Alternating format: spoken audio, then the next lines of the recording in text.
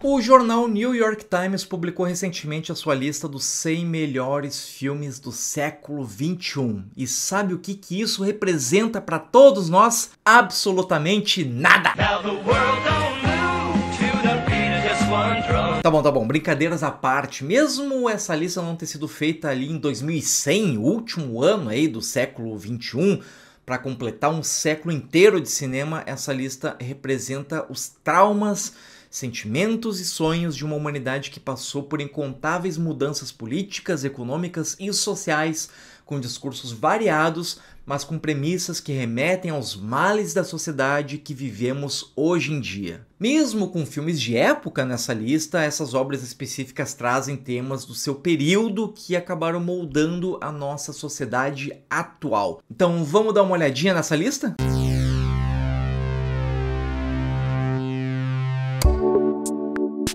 Antes de vermos a lista, eu já peço para você dar aquela curtida nesse vídeo, se inscrever no canal e compartilhar para aquela pessoa que você sabe que gosta de se aventurar no cinema com obras diferentonas ou grandes clássicos da sétima arte. Você também pode me seguir nas minhas outras redes sociais, onde eu publico vários outros conteúdos sobre cinema. Mas bora dar uma olhadinha aí nessa lista.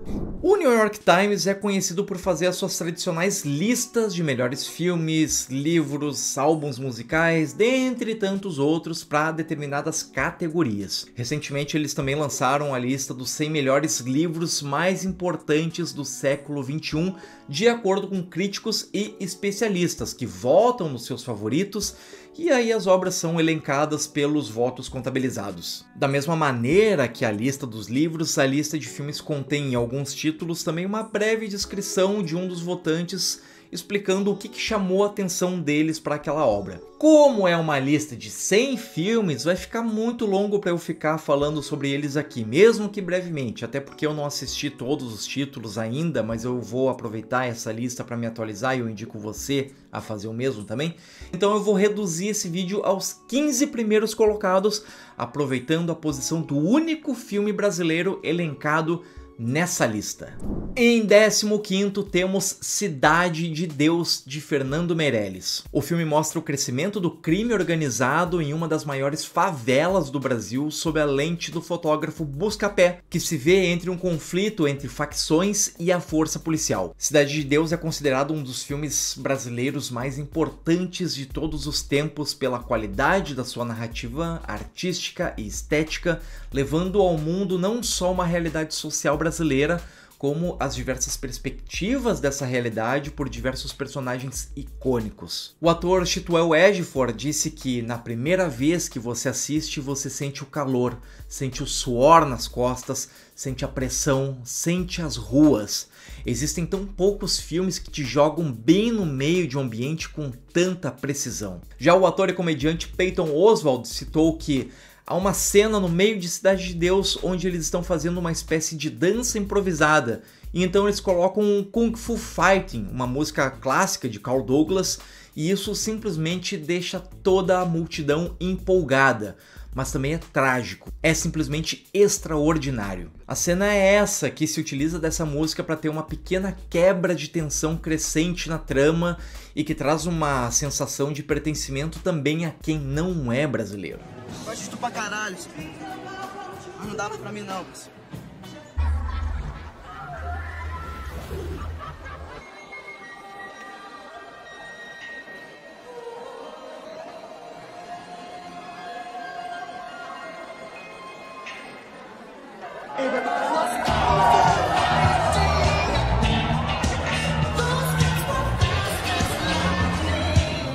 O próximo filme, em 14º lugar, é Bastardos Inglórios, do Quentin Tarantino. O longa, ambientado na Segunda Guerra Mundial, nos apresenta um pequeno batalhão de soldados que tem a simples missão de matar Hitler, nessa ficção de história paralela criada pela mente insana de Tarantino. O tema da guerra e dos seus horrores, com cenas de violência gráfica e horror psicológico, é contrastado com situações e atuações magistrais de Brad Pitt e Christopher Waltz, que acabou até recebendo o Oscar de melhor ator coadjuvante nesse longa. Eu publiquei nos shorts, eu vou deixar o link aqui também e nas minhas outras redes sociais, uma breve curiosidade sobre uma cena que está no roteiro, mas que acabou não entrando no corte final do filme. Você pode dar uma conferida clicando no link aqui na descrição. E em 13º lugar temos Filhos da Esperança, do magistral Alfonso Cuarón. Na trama, adaptada do romance de ficção científica de P.D. James, acompanhamos Tio, um funcionário público amargurado que recebe uma importante missão para salvar a humanidade que está diante de um gravíssimo problema. Nenhuma criança nasceu há pelo menos 18 anos e a Inglaterra é o único bastião de civilidade em um mundo desmoronando no caos. O longa, assim como no livro, traz uma trama de sci-fi com críticas a regimes autoritários, as graves ações contra imigrantes e a importância da coletividade para um bem maior. Peyton Oswald aqui também comenta que a parte mais assustadora do fim do mundo não são as bombas explodindo, não são os ataques estranhos, as pessoas e a quebra de civilidade e até mesmo a bondade básica. São as pessoas tentando desesperadamente seguir com as suas vidas, não importa a que custo. E esse comentário se refere basicamente a esse sistema autoritário que busca, acima de tudo e a qualquer custo, manter a existência humana, mesmo que a sua existência não seja mais natural.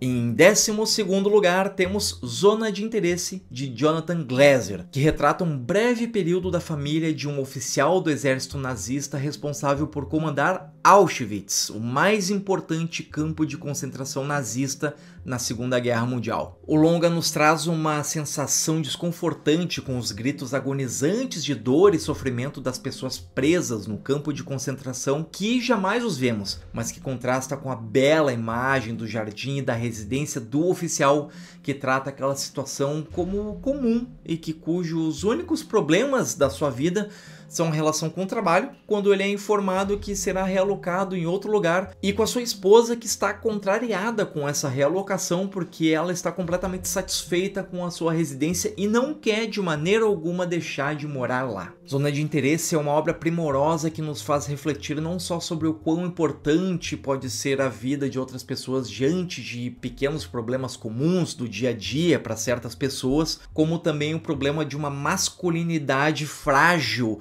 que afeta até pessoas importantes ou que trabalham em cargos grandes, mas que certas situações ali atacam elas em pequenas feridas que ainda estão abertas.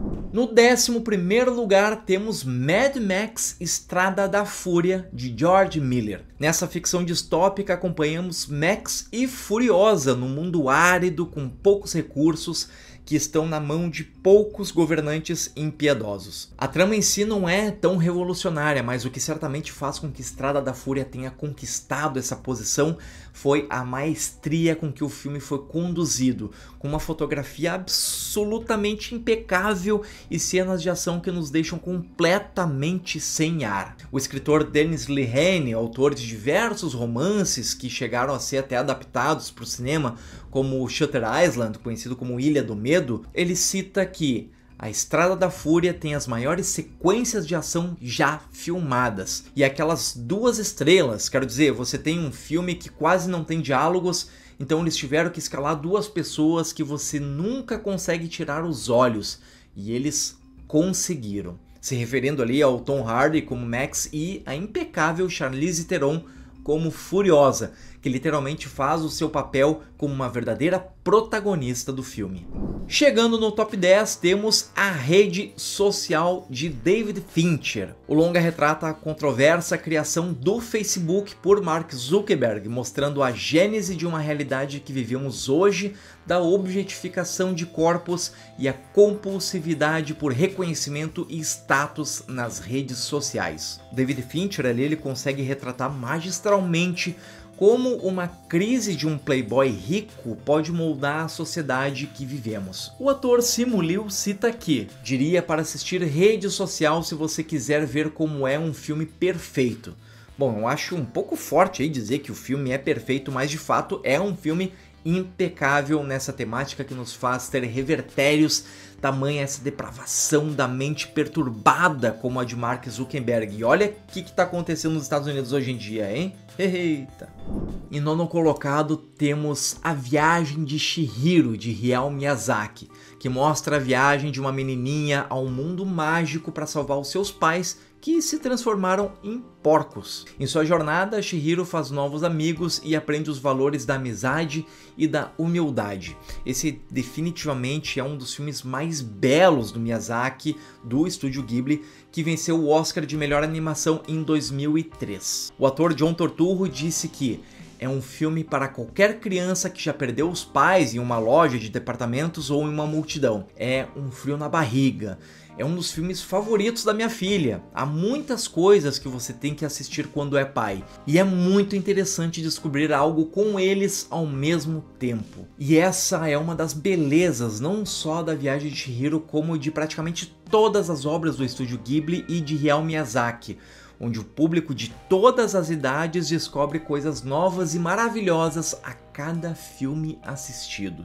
Na oitava posição temos Corra, de Jordan Peele, que narra os horrores de um jovem negro que viaja com a sua namorada branca para conhecer os seus pais e acaba tendo descobertas perturbadoras. A tensão criada pelo Jordan Peele nos traz uma sensação angustiante e desorientadora de todos os tipos de racismo. As metáforas visuais dão um toque de primor a uma realidade ainda existente, gerando uma discussão social ainda muito importante nos dias de hoje, com uma narrativa alegórica que nos deixa com o estômago bem embrulhado a cada situação que o protagonista é obrigado a passar. Corra é uma verdadeira aula não só de cinematografia, como também de discussão social sobre o racismo. Em sétimo lugar está Brilho Eterno de uma Mente Sem Lembranças, de Michel Gondry. No longa, um homem deprimido pelo término de sua relação decide passar por um procedimento para apagar as memórias que ele tem da sua ex-namorada. O roteiro impecável do gênio Charlie Kaufman nos mostra a importância das memórias, sejam elas boas ou ruins, para o nosso crescimento. Denis Lehane, novamente, ali cita que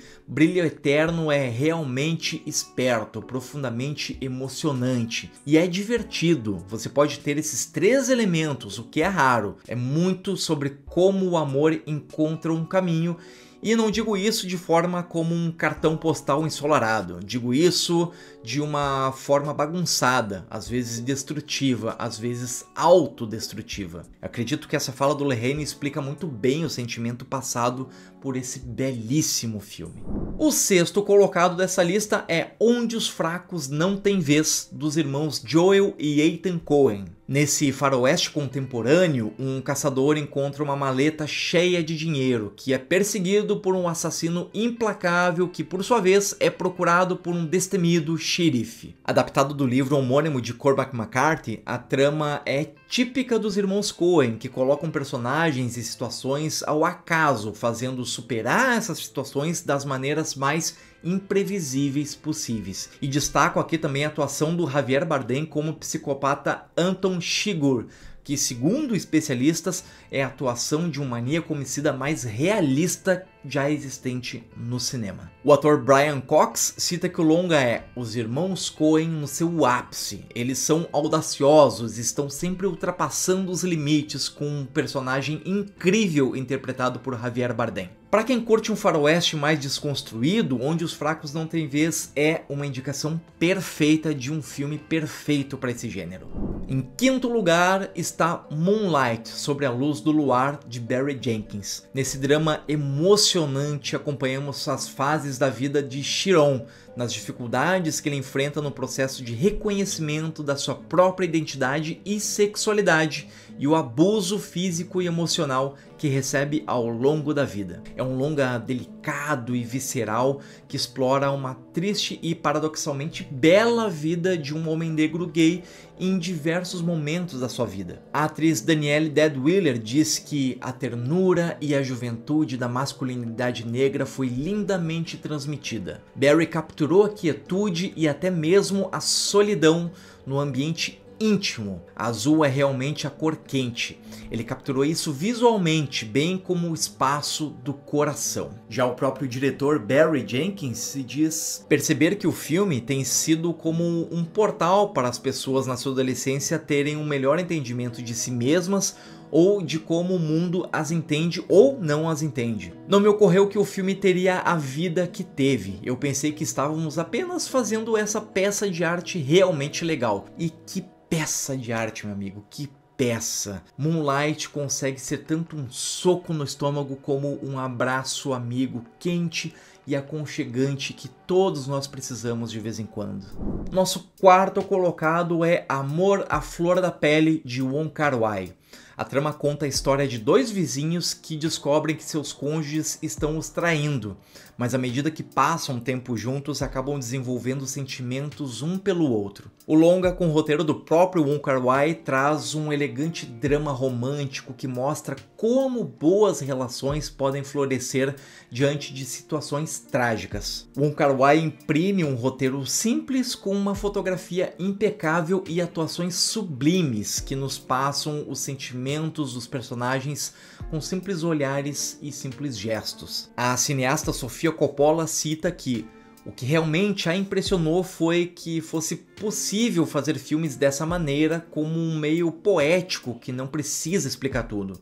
Pareceu algo que ela nunca tinha visto antes e foi realmente inspirador criar coisas mais impressionistas. Amor à Flor da Pele é uma verdadeira carta de amor aos filmes de romance não melodramáticos, que nos fazem refletir sobre a natureza dos sentimentos por outras pessoas. Chegando no top 3 dessa lista, temos Sangue Negro, de Paul Thomas Anderson. A trama mostra a implacável busca de um minerador derrotado pela fortuna do petróleo enquanto cuida do seu filho, mas acaba entrando num arriscado conflito com um pastor local. O roteiro do próprio Paul Thomas Anderson mostra a capacidade do ser humano de ir até as últimas consequências em busca de uma fortuna que pode arriscar a sua vida e a vida de quem ele ama. O produtor Jason Blum cita que a palavra icônico é usada em excesso, mas eu bebo seu milkshake é icônica, porque em 4 palavras estranhas que não se encaixam e curiosamente conjugadas no presente,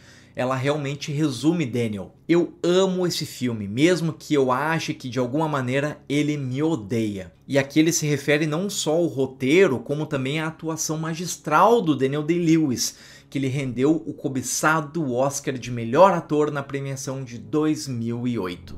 O segundo colocado dessa lista é Cidade dos Sonhos, de David Lynch. O longa acompanha uma jovem atriz que viaja para Hollywood, mas acaba envolvida numa intriga secreta com uma mulher que escapou por pouco de ser assassinada e agora se encontra com amnésia devido a um acidente de carro. Assim como um típico filme do David Lynch, a trama se desenrola com uma narrativa bastante intrincada, obscura e de difícil compreensão, acompanhada de belíssimas cenas também bastante surrealistas que adicionam um tom de estranheza à história. Aqui o ator Brian Cox também comenta que Cidade dos Sonhos é um filme muito glamuroso, mas esconde toda essa incerteza real.